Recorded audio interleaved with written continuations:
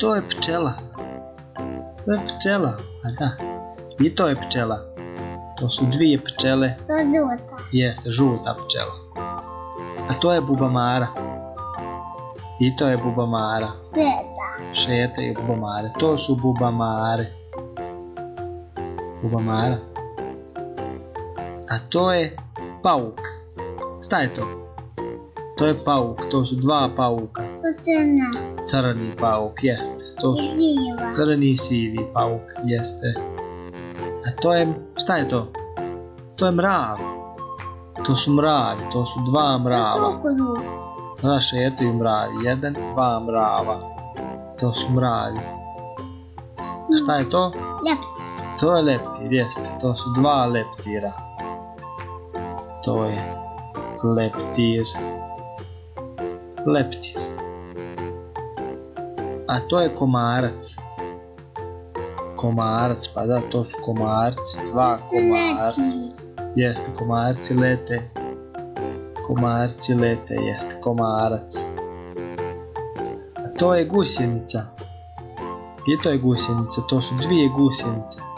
Ajde reci, gusjenica. Gusjenica. Bravo. To je gusjenica. Šta je to? To je skakavac. To su dva skakavca. To je skakavac. Oni žive u travi i skaču. Skok, skok. To je skakavac. To je A kač. to je stonoga. Ajde reci, stonoga. Crnaka. Jeste. To je buba koja se zove stonoga. To je stonoga, ima puno nogu. A to je buba švaba. Ajde reci buba švaba. Buba baba. Jeste, to je buba švaba, bravo. Buba švaba. Šta je to? To je muva ili muha.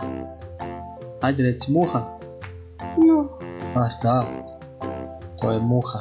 To Zato. su dvije muhe. Muha ima krila. Jeste. A to je vilin konjic.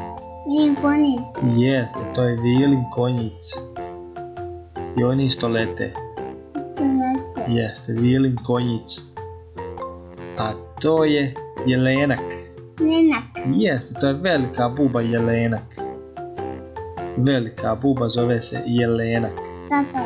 Jelenak.